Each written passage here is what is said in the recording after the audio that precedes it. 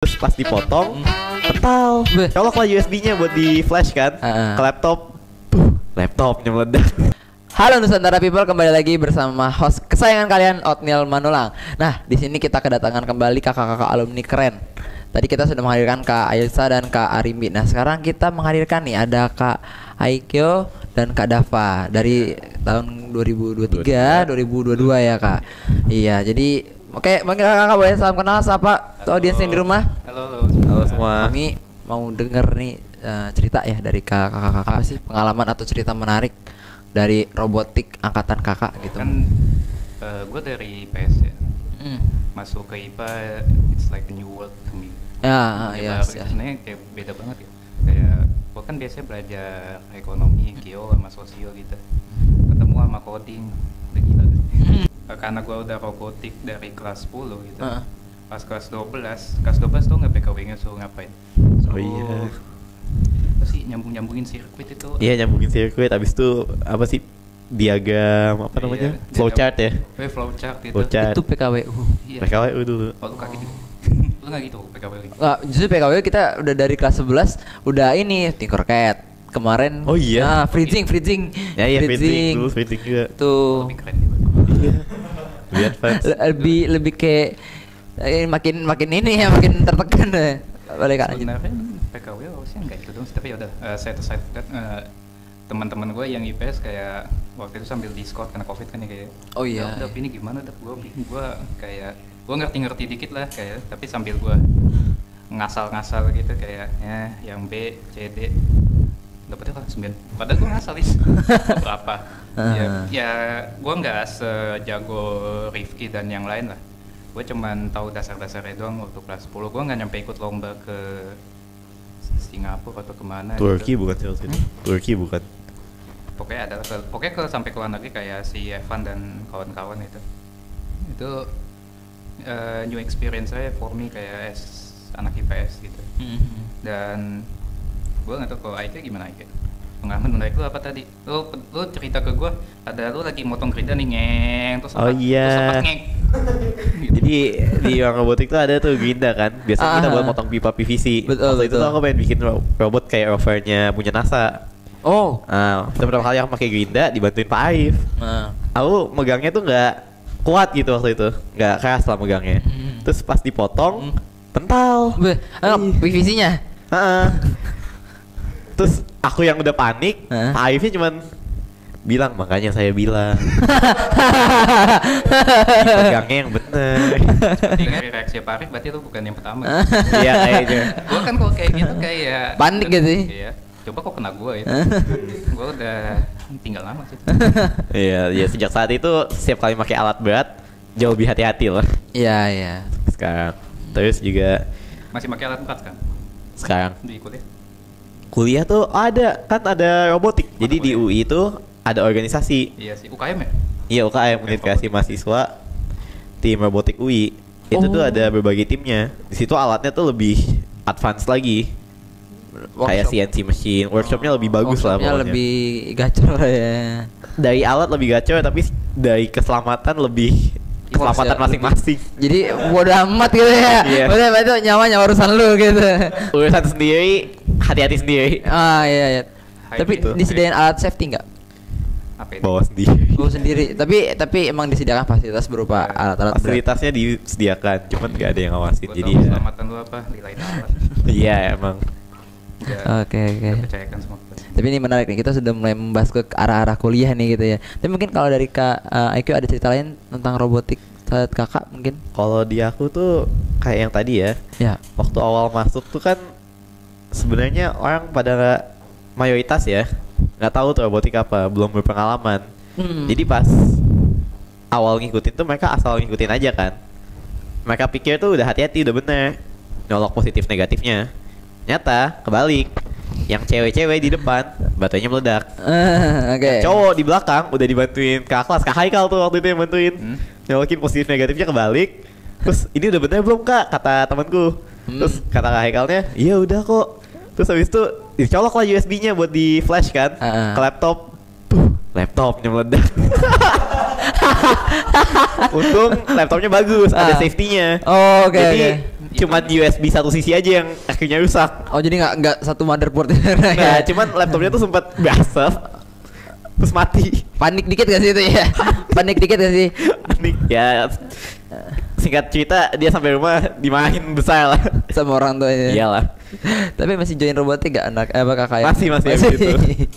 Cuman ya baru hari pertama robotik itu kena langsung. Pelatihan pertama ya. Nah, sejak saat itu aku jaga jauh lebih hati-hati dalam apapun positif negatif. Saranku sambungin ground tuh terakhir. Soalnya sekali GNT nyambung, semua nyambung. Iya betul. Bisa belajar lebih dulu sih. Dulu kan pelajaran pertama kan coba nyalain lampu gitu. Oh LED ya? Iya LED. LED Iya. Dulu tuh gue nge-struggle banget nyalain satu doang tuh kayak kan emang gue ngerti. Sementara depan gue Rifki udah nyala Oh iya, udah bikin kayak- sendiri gua itunya. Gue aja ini satu susah. Gue kan emang anak IPS. Tugasnya baca doang. Hitung. Tapi mungkin jarang ya tadi kakak bilang 3 orang doang ya yang IPS ke robotik ya. Yang gue inget sih ada gue, Karina, terus ada lagi lupa. Jadi memang saat itu tidak terlalu banyak ya yang anak IPS lagi. Iya emang anak IPA ya. normal aja gitu. Iya Normalnya memang begitu. normal karena kan elektro ya. Iya. Iya. Emang gue unik aja. Iya benar. Tapi nggak apa-apa, unik nih. Oke.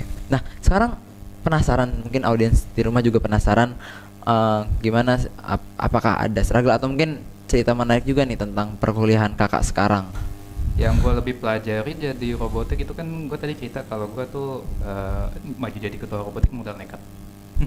Modal nekat itu jadi pada saat itu lagi dikasih form buat regenerasi gitu. Gue sambil tiduran di kamar, apakah anda ingin menjadi ketua robotik? Gue mikir. Ya, coba walaupun kalah sih, coba. Gue jadi wakil ketua robotik nih. Kalah by vote sih, by vote. Gue Selisih 7-20 atau gue. Oh. Gue masih seneng sih masih ada yang milih gue gitu. Gue tadi mikirnya 0. Sebelum gue mau jadi ketua robotik juga gue nekat jadi ketua angkatan. Ada nggak kalian ketua angkatan gitu? Ada. Ada cuman kayaknya nggak by foot deh. Gue waktu itu kan masih offline pak. Ya, Oh. gue diri di mana gue lupa lab bahasa atau apa gitu. Kita meetingnya situ untuk milih ketua angkatan. Gue lagi-lagi modal nekat gue. Modal Dari nekat, dulu gue ya. modal nekat. Yang akhirnya gimana? Gue mau coba orasi. Gue diem di depan 1 menit. Malu. Setidaknya prinsip hidup gue. Setidaknya gue tidak menyesal, tidak mencoba. Setidaknya gue mencoba dulu, baru gagal setidaknya gitu. Coba aja dulu. Iya. Gagal ya jadi evaluasi aja. Pengalaman realisasi nih dari robotik. Gue itu yang modal nekat dan berusaha bersosialisasi. Ini gue ketemu sama dia, ketemu sama Haikal gitu kan. Gue nggak mungkin akan dapat kalau misalkan gue nggak modal nekat kayak gitu. Kalau aku sebenarnya waktu itu nggak berencana jadi ketua robotik, kan aku ketua. Cuman aku waktu itu nggak berencana jadi ketua. Oke. Dijorokin. Iya, kebetulan angkatanku tuh isinya dikit. Jadi sama angkatan atas suruh lu aja jadi ketua. Soalnya yang aktif kan lu berdua doang kan, berdua 3. Bertiga. Cuman Lu, Kalista, sama siapa lagi? Kalista kan OSIS. Oh iya OSIS. Terus Naila nggak yakin waktu itu mau keluar negeri atau enggak karena ada keadaan khusus lah dia. Makanya opsinya yang mungkin jadi ketua cuma aku waktu itu. Ya udah di saat jadi ketua itu aku yang waktu itu saat itu masih introvert terpaksa jadi extrovert. Sim. Harus bisa ngomong public speaking dengan baik dan benar, lancar lah, tanpa terbata-bata. Satu hal yang selalu diulang-ulang di pelatihan public speaking robotik tuh jangan gunakan a e gitu. Iya. Kalau mau mikir diam aja, Diam aja. pelanin aja, tapi jangan jangan gitu. Dan itu tuh emang sangat berguna sampai kuliah juga. Karena di kuliah tuh kamu bakal sering presentasi apapun itu, akademis dan non akademis, di organisasi, di kelas, di lomba, itu selalu presentasi. Jadi public speaking itu pakai banget. Dan di robotik, jujur itu belajar banyak banget tuh di situ. Nah, selain karena keadaan kayak gitu juga, akhirnya aku yang tadinya introvert setelah dites lagi jadi extrovert. Jadi ya. Jadi Lu extrovert. ambivert. Iya kali ya. Extrovert setengah introvert. Mungkin. Gue kan juga dulu introvert juga kayak dia sebenarnya. Gue di pojok ruangan paling Ya, nggak mungkin nggak kalau misalnya nggak gara-gara mungkin kakak di pas jadi ketua mungkin masih jadi introvert. Kemungkinan besar ya. Soalnya aku juga awalnya nggak berencana jadi ketua karena Hmm. ya ngapain gitu. Itu skillnya belum ada, sama akunya sendiri juga males sih sebenarnya. Berarti pas kakak jadi ketua kan bagaimana masa robotik saat angkatan kakak itu tadi kan yang kakak sempat singgung ya, beberapa 3 orang yang aktif ya. Apa itu benar? Iya. Karena COVID ya. Sebenarnya karena COVID itu jadi angkatanku tuh isinya dikit banget. Oh, oke. Karena robotik kan ekskul yang sangat praktik ya. Mhm. Jadi susah dilaksanakan online. Betul. Itu juga salah satu alasan kenapa robotik waktu itu yang pertama kali izin langsung offline kegiatannya. Oh, kegiatan robotik. Kegiatan pertamanya tuh ya bukan kegiatan pertama. Pokoknya yang pertama kegiatan offline tuh robotik di 28 Oh, pada zaman itu. Dan diizinkan ya. Dan diizinkan. Entah kenapa itu diizinkan loh. Padahal statusnya masih lockdown. Status sekolah dan Status dunia. Ini apa PPKM ya, masih PPKM dulu ya. Masih. Kalau buat kegiatan apa Kak yang untuk offline? Nah itu yang tadi aku ceritain. Sebelum itu kan kegiatan online udah ada. Kita tuh cuma belajar kayak awal tadi LED doang. LED-nya tapi di freezing, jadi simulasi. Oh, jadi nggak bisa langsung praktek. Ya pas praktik banyak yang beda jauh. Kabel Iya, salah iya. dikit, Betul, betul. kabel nyentuh dikit. Betul. Jadi emang harus praktik banget. Iya ya. Older. Nyolder juga. nyolder. Nah tapi itu juga tuh yang mau aku bicara di robotik tuh kadang mungkin banyak yang ngerasa awalnya mulainya simple, tiba-tiba langsung kok jadi robot. Iya. Tapi emang kenyataannya ya emang begitu. Dimulai dari hal yang simpel. Hal yang simple dimulai dari rumus matematis buat bikin pola. Terus lama-lama rumus matematis itu jadi fungsi logis, if, not, dan lain-lain. Jadi deh robot. Tiba-tiba udah bisa aja. Nah terus gimana Kak ceritanya, terus apa dampaknya itu untuk perkuliahan Kakak sekarang? Buat perkuliahan sendiri itu tuh sangat membantu saat kita problem solving sama critical thinking. Soalnya di kuliah yang sekarang tuh pasti kalian pernah dengar yang namanya problem based learning. Kita dikasih pemicu masalah, Kita suruh menganalisa masalah itu. Nah di robotik sesuatu hal yang simple yang kamu cuman copy paste kode dari internet, cuman ngikutin skematik dari internet, bisa nggak jalan robotnya. Betul. Semua yang ngerjain robot pasti pernah pengalaman itu kan. Nah di situ kamu akan selalu belajar problem solving sama analisis. Itu kepake banget waktu kuliah Oke Kak. dengan sistem PBL ini. Itu juga sangat membantu soalnya di sistem PBL ini tuh banyak orang yang ngerasa dosen tuh nggak akan ngajar, dan emang bener nggak ngajar. Nggak Kamu ngajar di kelas Hah? dikasih pemicu masalah, Dibiarin aja gitu. dibiarin aja, suruh diskusi kelompok atau bahkan sendiri. Focus group discussion biasanya. FGD. Iya. Jadi FGD, LGD. Jadi benar-benar kita Leaderless dilepas group discussion. dilepas aja gitu berarti. In some cases ya. In most cases kalau di teknik. Oh gitu ya. Unik ya lo. Iya, jadi beneran diskusinya tuh nggak diarahin. Jadi semua orang presentasi dulu per kelompok, baru diklarifikasi sama dosen di akhir. Baru jadi emang dibiarin dulu semuanya hasil diskusinya bagaimana baru Iya. nanti dibenarkan sama Iya, dosennya. gitu. Oh iya. Sistem pembelajarannya kayak gitu. Jadi dosen udah nggak ngajar lagi statusnya. Nah di situ tuh kamu harus bisa banget menganalisa masalah dari data yang dikasih tuh kadang limited sekali. Dan kadang kamu harus mengasumsi suatu keadaan. Kayak misalnya ini apa ya, ada panas keluar, sistemnya terisolasi apa enggak. Oh, iya. Kalau berdasarkan asumsinya beda, hasilnya beda. Nah asumsi itu harus berdasarkan data lain yang diberikan di soal. Kalau enggak bisa langsung salah. Nah di robotik tuh kamu kan akan belajar kayak gitu dari lebih awal.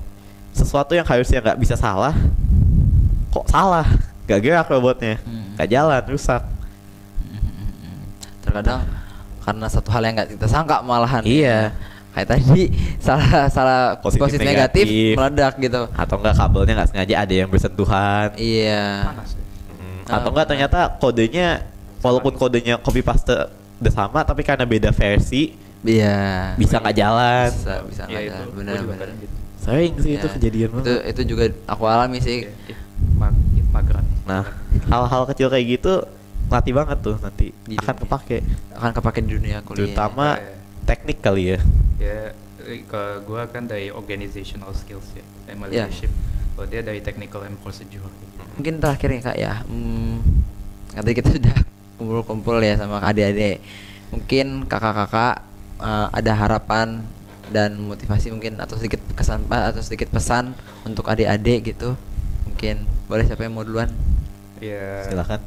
buat adik-adik robotik angkatan Bapak 25 dan seterusnya, ikutlah robotik itu ya. Terlepas lu jurusan mana itu akan memberikan banyak hal baru untuk lu, kayak mungkin lu yang tadinya gak demen robot mungkin bisa aja demen. Mungkin yang lu kayak gue yang dulunya pendiam terus tiba-tiba dapet teman, gue tuh dapat mentor juga dari situ, mentor hidup itu. Oh iya benar juga. Ya, kayak ya kalau dari gue ya coba aja dulu gitu, coba aja daripada nggak sama sekali. Kalau udah yakin udah. Aku juga iya sih dapat banyak pengalaman, kayak contohnya tuh aku dapat kesempatan waktu itu ikut Intel AI for Youth Oh, dari Intel. dari Intel. Jadi waktu itu Intel kerja sama Orbit dan Orbit kerja sama sekolah-sekolah negeri. Orbit Telkomsel. Bukan, Orbit Academy. Oh, Orbit Academy. Jadi itu ngasih pelatihan AI. Di zaman itu aku masih awal robotik udah dapat pelatihan AI. Di zaman AI belum booming. Iya masih iya zaman ChatGPT itu masih belum ada. masih privat, belum ada publiknya tuh ChatGPT. Aku udah belajar AI di situ. Itu kesempatan aku dapat karena robotik. Yang mau aku cerita di sini adalah di robotik tuh aku dapat banyak kesempatan yang nggak bisa didapat di luar, dan bahkan sekarang udah kuliah aja susah dapat kesempatan itu. Kayak contohnya ARD. ARD tuh Yes. ARD tuh skalanya tuh besar banget, jujur. Sampai kadang-kadang absurd juga besarnya. Ya, gue dari tadi diskusi sama dia. Kalau kita di kuliah biasanya tingkat nasionalnya udah susah. Tingkat Iya. se-UI aja. Tingkat acara se-UI aja. Atau nggak fakultas aja biasanya susah. Tapi Susah tuh coba jelasin. ya susah karena dana sih biasanya. Karena Iya. dana sih emang biasanya dapat banyak. Cuman terus pengelolaannya kadang entah kenapa nggak sesuai yang diharapkan. Ada aja masalah dan kita dari tadi kayak mikir juga ya kenapa ARD-nya setingkat ASEAN itu kan udah multinasional ya. Betul. Kok bisa ya? Setingkat Iya. anak SMA aja. Jadi kasih kasus aja di kuliahku tuh ada organisasi paling besar departemenku juga yang ngasih lomba dan pelatihan tingkat internasional. Cuman dari tahun ke tahun tuh kadang ada beberapa tahun yang nggak ada pendaftaran internasionalnya. Sementara ARD yang udahlah offline bisa ada gitu peserta lomba dari luar negeri dengan skala yang sebesar ini tuh amazing banget. Dan sampai sekarang di kuliah pun jarang banget kesempatan kayak gitu. ARD it's a big chance. You don't wanna miss it gitu. Robotik juga sih. Iya. Di Intel AI for Youth waktu itu aku juga karena ikut itu, enggak sih, bukan akunya dapat pengalaman. Cuman Kak Rifki dia berhasil dapat beasiswa Indonesia Maju karena ikut itu. Gitu. Dan itu cuma bisa dapat karena akhirnya dia ikut robotik. Iya, iya. Ayo join robotik gitu ya. Join guys. Nggak bakal Iya, nyesel. nggak bakal nyesel ya. Benar kayak Kak Dafa bilang, mendingan nyoba nekat daripada Iya. nyesal nggak nyoba. Ya, nyoba Iya. aja dulu ya, masalah gagal atau enggaknya ya. Iya, belakangan. Ya udah gitu. Ya udah aja.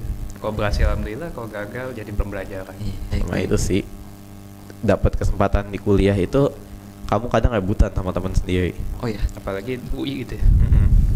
Rebutan sama teman, rebutan sama kakak kelas. Sementara di robotik tuh banyak kesempatan yang ya kamu tinggal join aja buat dapet. Nggak perlu rebut-rebutan ya. Di kuliah tuh kesempatan yang ada di robotik banyak yang diperebutkan. Jadi aku mau tahu ini tuh sangat valuable. Gesek-gesekannya kuat kok di kuliah. Baik, baik, baik. Nggak nyangka ya ternyata memang dunia perkuliahan sekeras itu ternyata ya. Santai aja sih. Betul ya, tapi maksudnya berarti antara teman ambis banget ya. Nggak ada bedanya sih. Gue nggak tahu kalau di teknik ya. Kalau di Eva ya 28 2.0 sih sama-sama ambis. Iya, sama-sama ambis. Iya, Itu iya. mungkin tergantung jurusannya juga. Oh, jurusan. Beda jurusan, beda fakultas tuh beda orang. Hmm. Mungkin ambisnya teknik sama ambisnya hukum beda juga. Oke, oke. tapi yang ambis selalu ada. Terima kasih Kak Dava, Kak Akio sudah sharing banyak hal tadi, cerita-cerita jujur menarik banget ceritanya, dan terima kasih atas harapan dan motivasi yang sudah diberikan kepada audiensi dan adik-adik. Ya, terima kasih sudah menyempatkan waktu untuk hadir dalam kegiatan hari ini. Mungkin akan ada agenda. Semoga kami doakan selalu sukses selalu ya Kak. Amin. Oke, amin. Baik, pemirsa, terima kasih telah menonton podcast Nusantara edisi hari ini. Nantikan episode-episode berikutnya dan sampai jumpa di lain waktu. Dadah.